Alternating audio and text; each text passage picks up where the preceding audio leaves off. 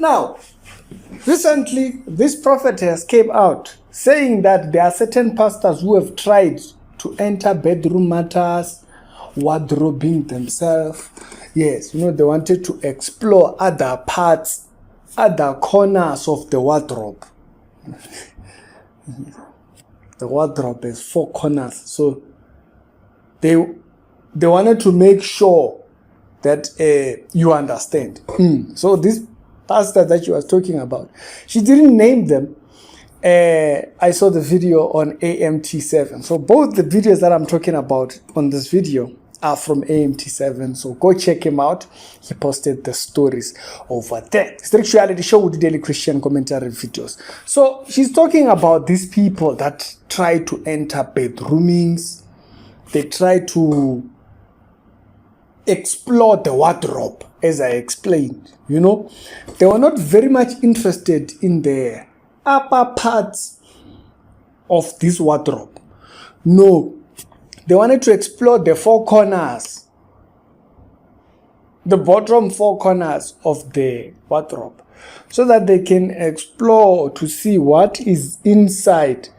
I hope you are understanding. We are speaking in wisdom. This is the video that I'm talking about. When I started ministry 3 years ago, I looked for mentorship. Even the most biggest men of God, even if they can watch this live, they know she's not lying. I looked for mentorship. And each time I'd go to a man of God, he would just want automatically to sleep with me. She says they tried. She says the man they were there. Never they wanted to piano. So she was not for the collection. She was not there to collect anything. So me, I was not the type that you would just use me. I'd rather come out. All of them. When I say rejection, all of them. Number 2, that either reject me because at that time, I wasn't the star that I am. For you guys, you found me, woman of God is already famous. She's influential. It wasn't the case 3 years ago. They failed miserably. She didn't tell us who, but she said they are big. So I have a lot of questions. Who are we talking about? But on top of her mentioning this thing, now there is a video that now came out. So this story, this is the thing that I want to also illustrate here. This story, I saw the first part of the story. I covered other stories. I didn't cover it. Because Leah and she can be very dodgy sometimes. This particular lady we are talking about can be dodgy sometimes. Yeah, because her Instagram, you don't know, are you talking to a supermodel, a prophetess, or what's going on? You just don't know. Understand? The photoshopping of her pictures is just too much. So you just don't know, are you talking to, you understand? But now there's a video that I saw this morning, also on AMT7's YouTube channel. Yes, I am charging 200 kwacha for one-on-one. Why? Because my ministry is very big. If I say, come, there'll be too many people and I can't. And there are so many people that want to see me on a one-on-one. My ministry is big. It's not cheap. My halls are very expensive. So there's nothing free. Conferences are free, but one-on-one is not free. And I think 200 kwacha is too small. It's too small. So registration is only 200 kwacha. You send us the proof of payment. We register you for anointing oil. Yeah, so this is only for Zambia, and it's going to help me with the line because the other time it was chaos. Now this is where the conversation is. You see, she's describing ministry, her ministry. She says her ministry is not cheap. You understand? Yeah, she says her ministry is not cheap. It's deep costs. You understand? So on her Instagram page, as I've stated, you can't tell if you're talking to a supermodel or a pastor or a prophetess or any, you understand, like a person in service for the work of God. You can't tell. She looks like any other supermodel, brands, Louis Vuittons, what, like those kind of Instagram pages. When you went to these pastors you wanted to be mentored by, and you saw the falsehood, you saw how they pursue people, how they pursue money and all these things, and then you still describe your ministry the same language. She put a standard of what kind of people she wants at a church, which is the very same thing or the very same branding that these are the people that you are saying, image they use, which also follows the same line of your Instagram page. Fancy clothes, fancy this, fancy that. What's different? Not the sleeping, okay? Not the sleeping.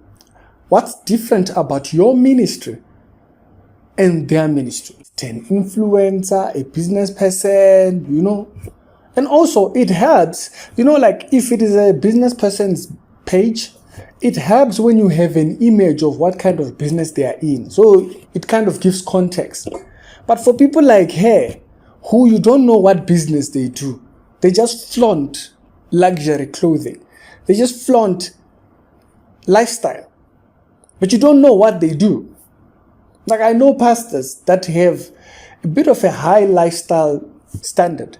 And the reason for that is because they are in these high stake businesses and stuff like that, And so it adds up.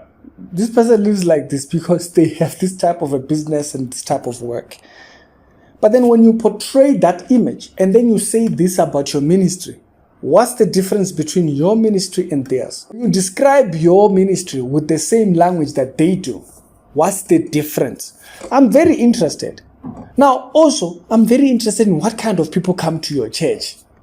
And also, what kind of people hear you say that and still want to come to your church. If I heard a pastor say my ministry is not cheap, I'm not coming back. Now, in closing, I just want to also state, I understand that these are the same criteria that people use to determine which church they are going to go to. There are rich people who will not go to a church where there's plastic chairs. Yeah. There are rich people that, those ones with big monies and what. They look at what kind of church, they look at it on Facebook first, they see the pictures, then they determine that determines whether they'll go. The very same thing that you use to look at, to gauge what type of a person you want for a mentor, you are now portraying this same image that you know very well it's faulty. This is the core of what I want to address here in this video. You used carnality to determine who was going to be your mentor. You should have learned that this particular ruler of measuring who is a good pastor to be with or friends with, you should have learned that that's not the ministry. But you didn't learn that. That's why you still describe your ministry within the same language. That's the point of this video. In case someone thinks I'm just making fun of her for what, and I'm trying to make little of the subject of her exposing that there were pastors that tried to do. No, I'm saying she used carnality. And she's a very carnal person. She portrays herself in a certain way on Instagram. She used carnality to judge who to associate with. And with carnality that she used, she then describes her ministry with carnality. My ministry is not cheap. Carnality. Didn't you learn anything when carnality almost led you into that trap? Didn't you learn anything? To describe your ministry also by the same language. I thought this was an interesting one. I wanted to raise it with this particular subject. It's a reality show with daily Christian commentary videos. Other videos done today, down in the comments, and I'll see you on the later on. Y'all tell me what you think. Describing a carnal ministry after seeing carnal ministries, shouldn't there be a difference?